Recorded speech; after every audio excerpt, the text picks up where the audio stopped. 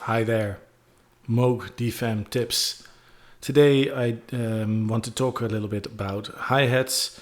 Yesterday was all about kick drums. This is where we stopped a sequence with kick drums.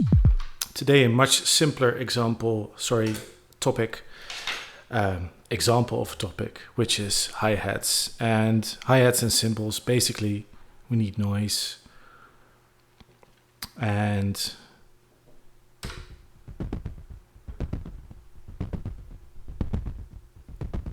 some filtering.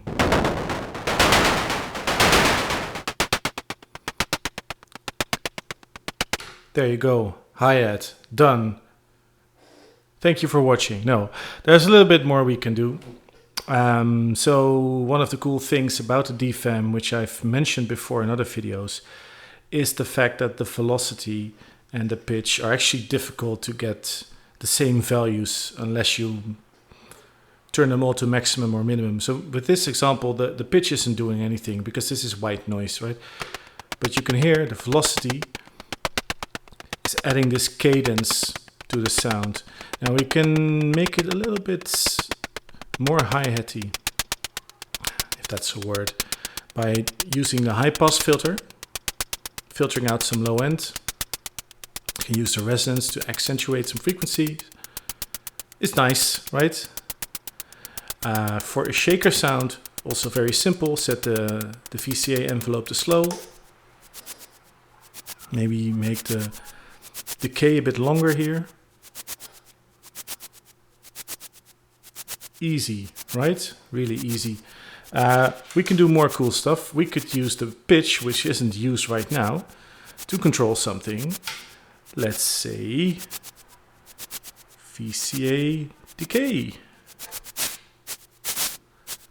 And now the height of the pitch controls the length of the VCA decay.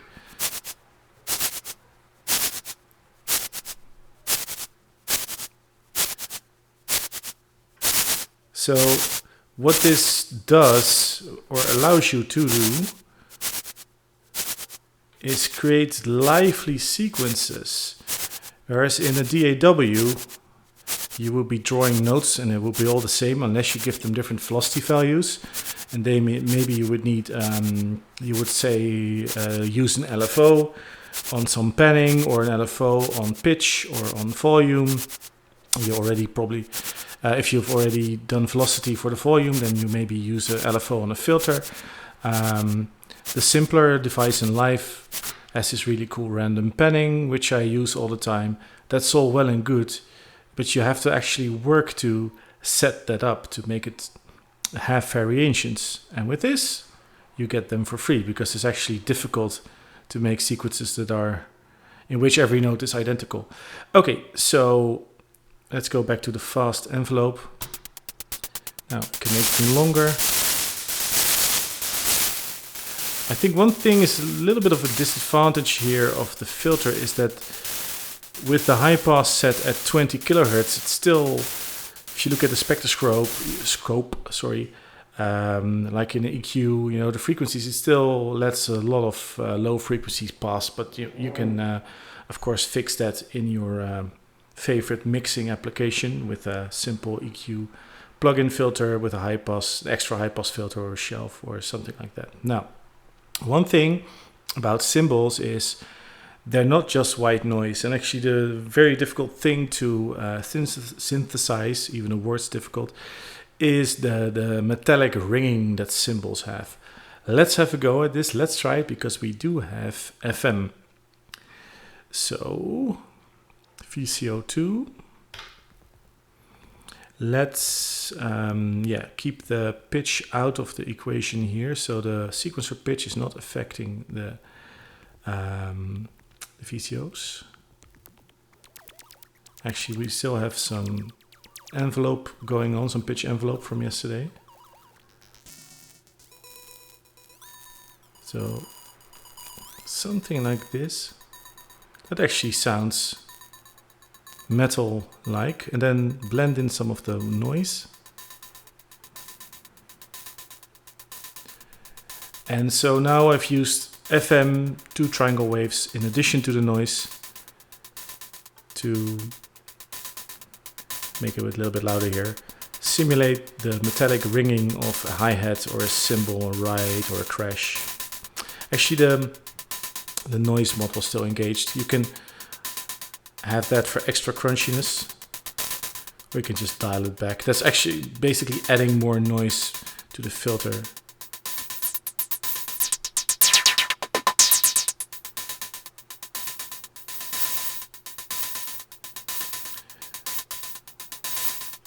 So that is the trick here for metallic sounds. Ringing, probably not make that too loud.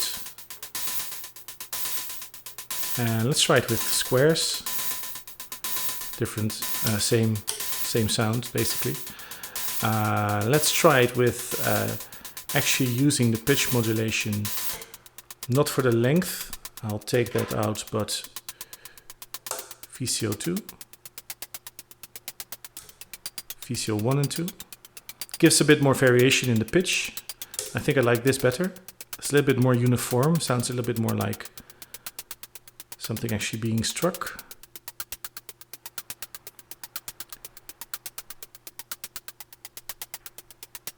Let's see what that's like on its own.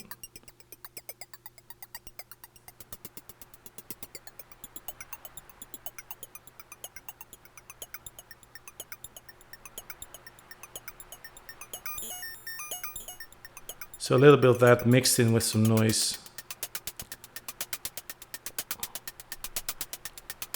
There's your hi-hats.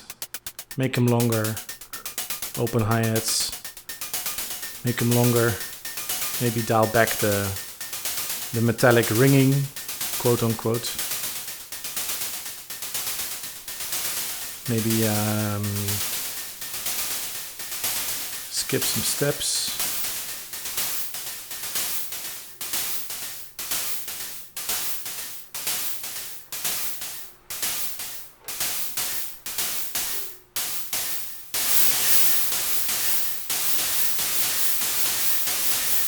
I'm doing it wrong rhythm-wise. So you hear what I mean, right? There's still quite a bit of low end in there. So yeah, we need to filter that out.